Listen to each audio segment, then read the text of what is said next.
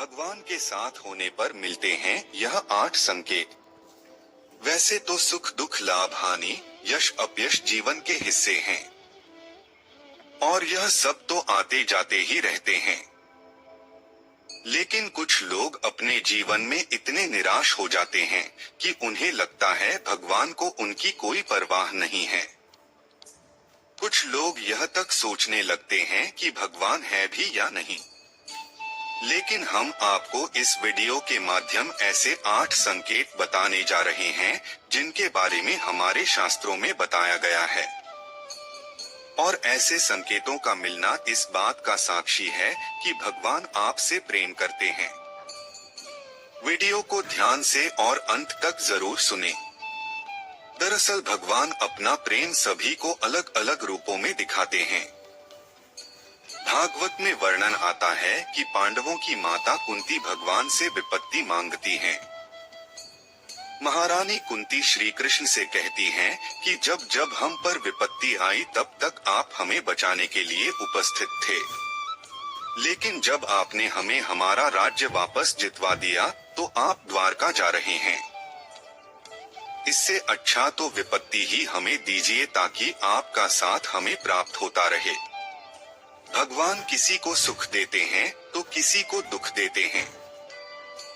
इसी तरह जब पांडव भीष्म पितामह के पास जाते हैं तो भीष्म पितामह उनसे कहते हैं कि तुम पांचों बहुत ही शक्तिशाली हो। द्रौपदी तो यज्ञ से उत्पन्न हुई कन्या है जिसको यह वरदान है कि वह जिस घर में भी रहेगी वहां कभी भी भोजन की कमी नहीं रहेगी।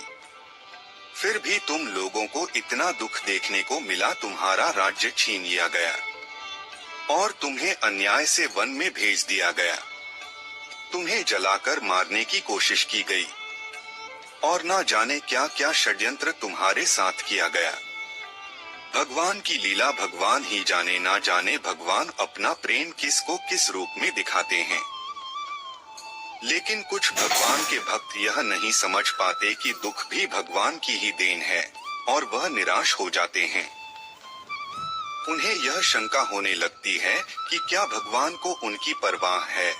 इस दुविधा को दूर करने के लिए शास्त्रों में वर्णित 8 ऐसे संकेतों के बारे हम बताने जा रहे हैं जो यह बतलाते हैं कि भगवान आपसे प्रेम करते हैं।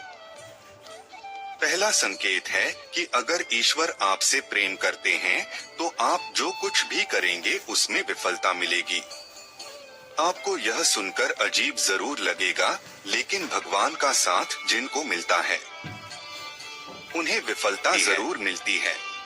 आप बहुत मेहनत करेंगे, आप अच्छाई की राह पर चलेंगे, फिर भी आपको विफलता ही मिलेगी। और यह संकेत है कि भगवान आपसे प्रेम करते हैं। आपको विफलता तब तक देखने को मिलेगी जब तक आप जीवन के सही उद्देश्य को समझ नहीं जाते। दूसरा संकेत है कि जब भगवान की कृपा आप पर होगी तो आपको बिल्कुल अकेला महसूस होगा। आपके सामने ऐसी स्थिति आएगी जहां आपको समझ में नहीं आ रहा होगा कि आगे क्या करना चाहिए। आपको लगेगा कि इस स्थिति में मेरी मदद करने वाला कोई नहीं है। आप अपनी परेशानी किसी से बता नहीं पाओगे और अगर आप किसी को बताने में सफल हो भी गए तो भी आपकी परेशानी को कोई समझ नहीं पाएगा। वे कहेंगे कि यह परेशानी तो बहुत ही छोटी है और या तो वे इस पर ध्यान नहीं देंगे या वो इसे नजरअंदाज कर देंगे।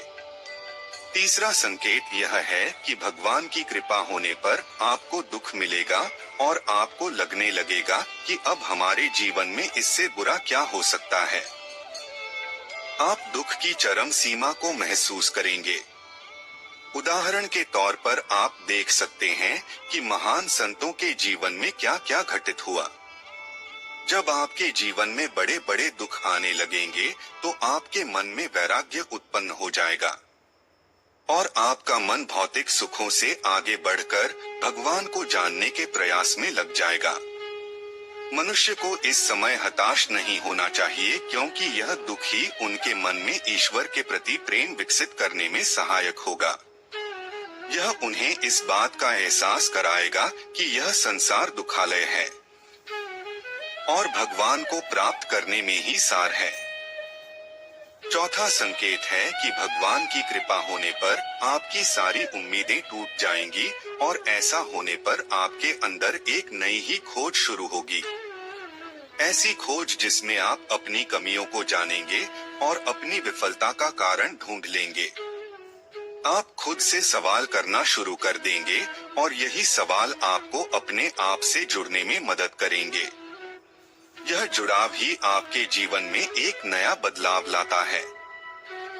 पांचवा संकेत है कि भगवान अगर आपके साथ हैं, तो आपके चरित्र में बदलाव होने लगता है। जब आप खुद से जुड़ते हैं और अपनी कमियों को जानते हैं, तो आप इनमें सुधार करने का भी प्रयास करते हैं। इससे आप अपने आप को बदलने की प्रक्रिया शुरू कर देते हैं। आप पहले से अधिक शांत और स्थिर हो जाते हैं। जब भी हम भगवान की खोज करना शुरू करते हैं, तो इससे हमारे अंदर बदलाव आना शुरू होते हैं और हम इस काबिल बनते हैं कि हम भगवान की ओर आगे बढ़ सकें। छठा संकेत है कि आपका किसी भी चीज में हार और जीत से मन ऊपर उठ जाएगा। यह समय होगा जब आप पूरी तरह बदल चुके होंगे और आपका जीवन को देखने के नजरिए में परिवर्तन आ चुका होगा। आप हार और जीत से ऊपर उठ जाएंगे और किसी भी काम को लाभ और हानि का विचार किए बिना करेंगे। इस तरह की स्थिति होने पर आप बाहर हो रही चीजों से विचलित नहीं होंगे और अपने अंतर्मन में ही स्थिर रहेंगे। आप भगवान में इतने खोए रहेंगे कि आपको बाहर से मिल रहे दुख और सुख दोनों ही विचलित नहीं कर पाएंगे। सातवां संकेत एक परीक्षा के रूप में होता है।